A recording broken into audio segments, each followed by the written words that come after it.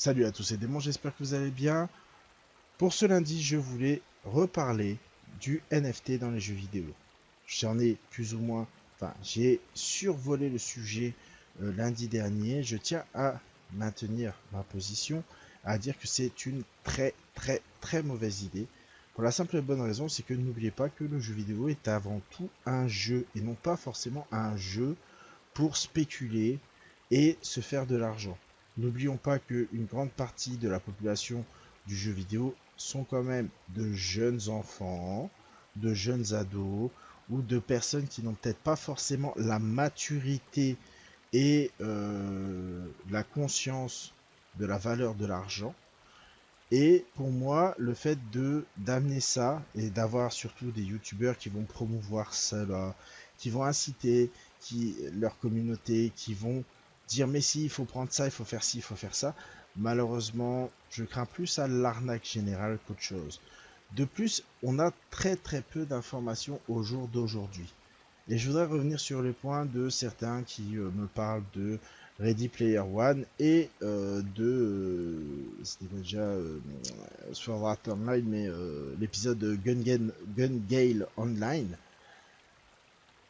Je vais en venir après.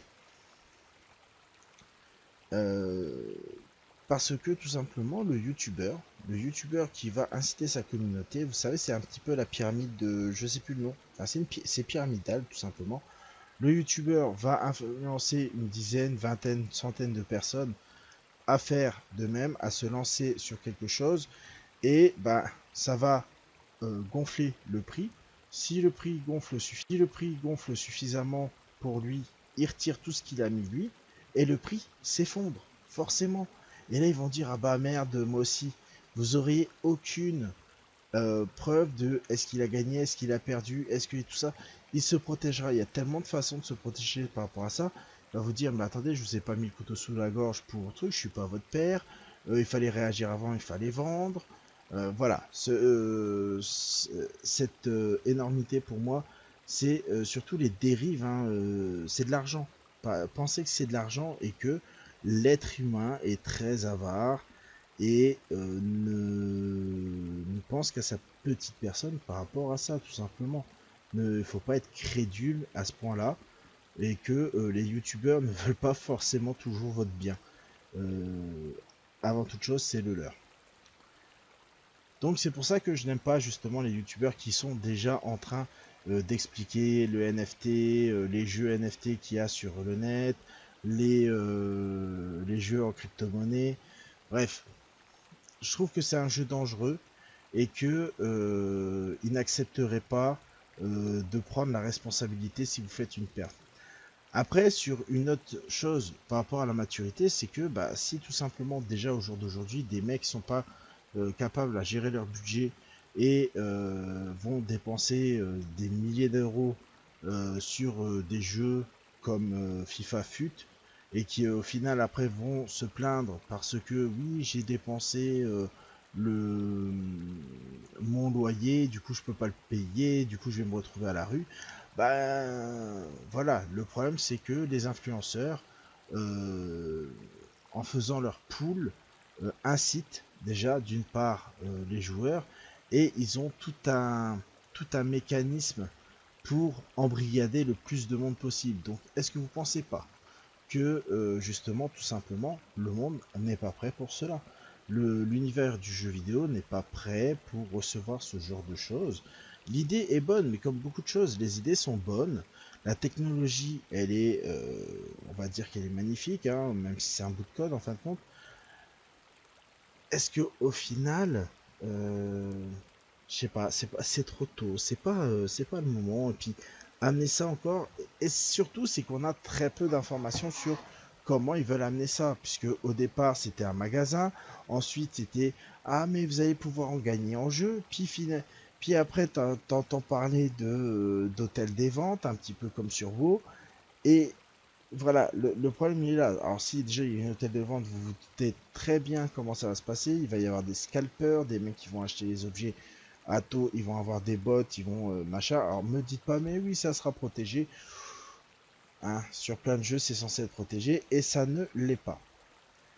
Et Mais il y a même chose, c'est que le contexte économique n'y est pas. C'est que quand on me fait par exemple, oui, mais regarde Ready Player One, c'est génial et tout, ça serait magnifique d'être comme ça, sauf que déjà technologiquement on en est loin. Ensuite, c'est un film. Premièrement, même si l'idée de base est correcte et que le gars il gagne dans le jeu, hop, il peut s'acheter des choses dans la vie réelle et compagnie, oui, je suis d'accord avec vous, ça doit être magnifique. Sauf, ce n'est pas le cas. C'est pas le cas au jour d'aujourd'hui si vous allez dépenser une finance pour récupérer des clopinettes en fin de compte, puisque vous allez avoir un objet. Imaginez tout simplement le serveur plante, pas forcément le serveur, mais chose, et surtout une chose que vous oubliez, c'est que une des choses que on ne dit pas sur Ready Player One, les mecs qui ont travaillé, qui ont développé l'Oasis, ils demandent pas un backshis. Il n'y a pas d'abonnement, il n'y a rien, on ne sait pas. Il n'y a rien de tout ça.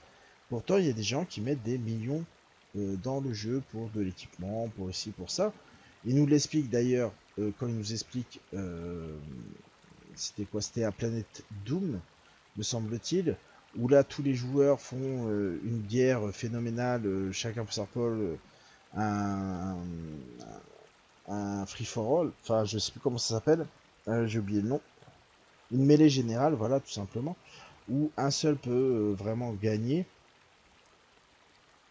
et que ben, dedans beaucoup mettent beaucoup d'argent pour avoir de l'équipement et ben, quand ils meurent ils perdent tout. Et on voit même dans le film des personnes qui veulent se suicider carrément, hein. Donc on avait un employé de bureau qui voulait se suicider parce que justement il avait perdu, il avait tout perdu. Donc très sincèrement, est-ce que c'est ce que vous attendez d'un jeu vidéo?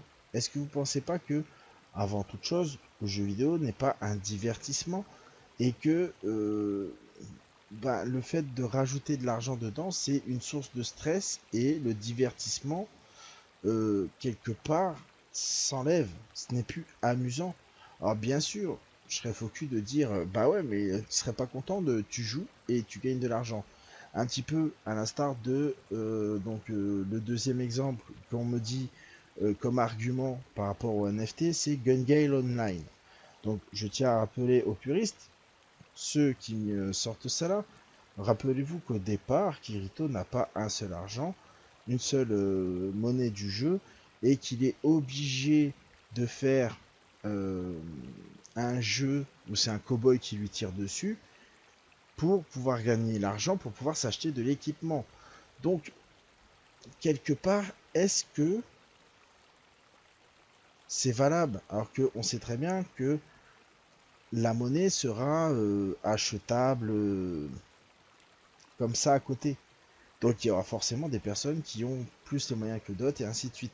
Donc on va avoir déjà un problème de richesse qui va rentrer en jeu directement.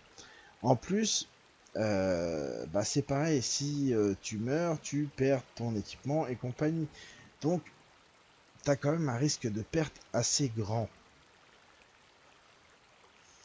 Je vois pas trop comment vous dire à quel point ça peut être mauvais, puisque tout simplement, ben, le jeu ne devient plus un jeu à partir du moment où vous jouez quand même une quantité d'argent, que vous risquez de la perdre ou que vous risquez de ne pas la faire fructifier.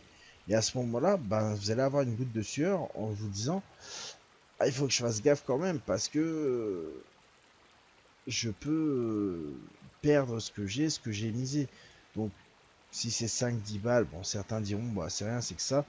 Ah, quand c'est des chiffres à 3, enfin quand c'est des nombres à 3 chiffres, déjà ça commence à être un petit peu plus ardu. Et je pense que effectivement on n'a pas la maturité au jour d'aujourd'hui. Mais c'est en fait il y a tellement de choses. C'est ça que je veux dire, c'est qu'il y a tellement de choses. Déjà, qui c'est qui pourrait jouer au jeu? Comment ça va se passer? Prenez déjà que tous les jeux d'argent, les lootbox et compagnie sont interdits en Belgique, hein, et dans d'autres pays aussi, je crois d'ailleurs. Comment ça va se passer à ce moment-là? La monnaie est différente, donc il y a en plus les taux de conversion. Il y a tout un bordel qui se greffe dessus qui fait que, pour moi, le NFT dans les jeux vidéo au jour d'aujourd'hui n'est tout simplement pas faisable et ou du moins qu'il est très dangereux de se lancer là-dedans. Sur ce, je vais vous laisser là. 10 minutes de vidéo, je pense que c'est largement suffisant. Je maintiens, je trouve ça dangereux des youtubeurs qui essayent d'amener leur communauté à participer à ce genre de choses. Je trouve pas que ce soit une plus-value dans un jeu, bien au contraire, puisque ça va amener un stress et tout ce qu'il ne faut pas pour un jeu vidéo, tout simplement. Le jeu est là pour vous amuser et non pas pour vous faire fructifier. Bref, sur ce, je vous laisse, je vous dis à la prochaine.